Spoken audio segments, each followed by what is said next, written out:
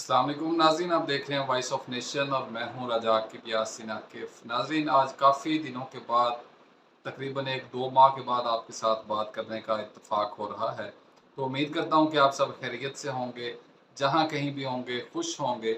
नाज़रीन, आजकल एक इशू चल रहा है और पिछले दिनों एक पाकिस्तानी मीडिया पे खबर आई कि फ़्रांस की एक कंपनी ने नबी करीम सल्लल्लाहु अलैहि वसल्लम रहमत दो आलम सल्लल्लाहु अलैहि वसल्लम की आवाज़ को जो है वो रिकॉर्ड कर लिया हुआ है और उसको फ़िल्टर किया जा रहा है और आने वाले दिनों में यानी आने वाले कुछ सालों में उस आवाज़ को नशर कर दिया जाएगा और मैं और आप अगर ज़िंदगी रही तो हुज़ूर नबी करीम सल्लल्लाहु अलैहि वसल्लम की मुबारक आवाज़ को खुद अपने कानों से सुन सकेंगे। नाज़रीन, उसके बाद इस पे चहमगोइयाँ शुरू हो गई, इस पे जो है मुख्तलिफ़ बातें, राय सामने आना शुरू हुई, उलमा इकराम की राय सामने आना शुरू हुई। तो हमने सोचा कि इस पे एक प्रोग्राम बनाएं और कोशिश करें कि फ्रांस से कुछ मालूमात इकट्ठी करके आपके साथ शेयर करें। कोशिश करें कि किसी ऐसे बंदे से बात करें जो फिज़िक्स की आवाज़ की बेसिक को समझता हो। तो आज आपके साथ ये सारी बातें शेयर करनी है, उसके लिए आपसे एक इल्तमास यही हमेशा की तरह होता है कि चैनल को सब्सक्राइब कर दें और वीडियो को लाइक करके अपना जो है वो मौजूदगी का एहसास ज़रूर दिलाते रहा करें। नाज़रीन, ये खबर जो आई कि हुज़ूर नबी करीम सल्लल्लाहु अलैहि वसल्लम की आवाज़ मुबारक हम खुद सुन सकेंगे, तो यकीनन मेरे लिए, आपके लिए और हर मुसलमान जो अक़ीदत रखता है, उसके लिए ये बाइस खुशी, बाइस मसर्रत है कि वो नबी करीम सल्लल्लाहु अलैहि वसल्लम की आवाज़ मुबारक को अपने कानों से सुन सके। और हम जो 1400 साल पीछे हैं और नबी करीम सल्लल्लाहु अलैहि वसल्लम पे यकीनन मैं और आप जान देने को जो है वो तैयार हैं। तो आपकी आवाज़, आपके मुबारक लबों से निकला हुआ एक-एक लफ़्ज़ जो है वो हमारे लिए कीमती असासा है और जब वो हमारे कानों पे पड़ेगी तो यकीनन ये दुनिया और इसके अंदर जो कुछ है दुनिया और माफिया से बेहतर होगा। लेकिन नाज़रीन, इसके पीछे छुपी हकीकत क्या है? क्या ये मुमकिन है?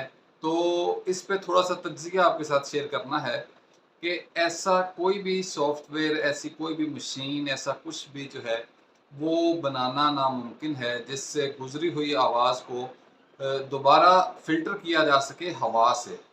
एक ही सूरत है कि अगर आप आवाज़ की लहरों को मैग्नेटिक लाइन्स में तब्दील कर दें, यानी आवाज़ की एनर्जी को मैग्नेटिक एनर्जी में तब्दील कर दें। जिस तरह के रिकॉर्ड जो हम करते हैं, आवाज़ टेप रिकॉर्डर होते हैं, उसमें मैग्नेट लगा होता है और वो आवाज़ की एनर्जी को पहले चेंज करता है मैकेनिकल एनर्जी में और फिर उसको जो है मैग्नेटिक फील्ड में लेके आता है और रिकॉर्ड कर लिया जाता है, फिर वो सेव हो जाती है हमेशा के लिए।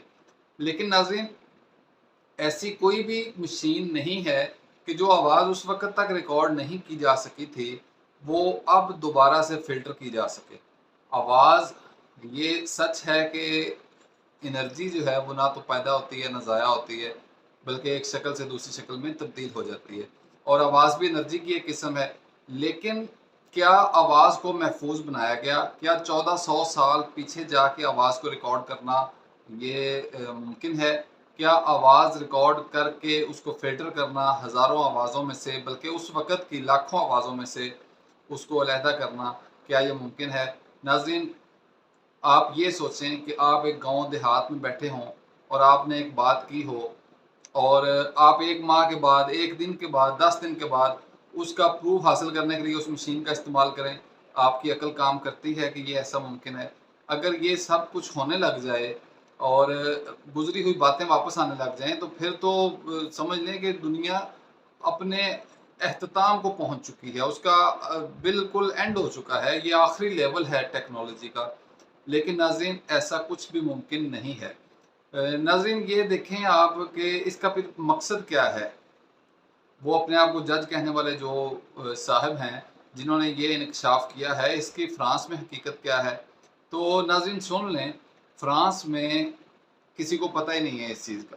फ़्रांस में बिल्कुल कोई ऐसा काम नहीं हो रहा। आप खुद ये देखें, अगर एक गैर मज़हब जो है वो इस हद तक इस्लाम पे रिसर्च करने की कोशिश में है कि वो 1400-1500 साल पुरानी आवाज़ निकाल के लोगों को बताए कि ये हुज़ूर नबी करीम सल्लल्लाहु अलैहि वसल्लम का खुतबा हज्जतुल विदा है, تو وہ پھر کوئی 2-4 ہزار سال اور پیچھے جائے، حضرت عیسیٰ کی آواز بھی نکال کے لے آئے۔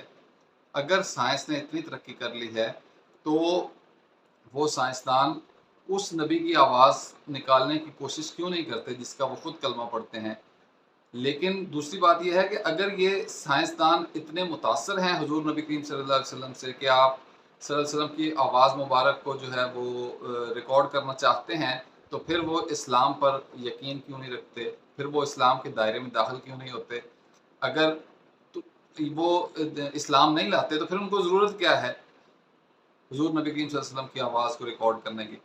تو ناظرین، اس کا ایک بہت بڑا نقصان امت مسلمہ کو یہ ہوگا کہ ایک بار خطبہ حجۃ الوداع کے جو الفاظ ہمیں ملتے ہیں کتابوں میں، وہ الفاظ ہو بہو بول کے اس کو منسوب کیا جائے گا نبی کریم صلی اللہ علیہ وسلم کی آواز کے ساتھ، اور اس کے بعد اس آواز میں کچھ ایسے کلمات، کچھ ایسی باتیں کی جائیں گی جو شاید میرے اور آپ کی سمجھ میں نہ آئیں، جو دین ہم نے سیکھا اور پڑھا ہے۔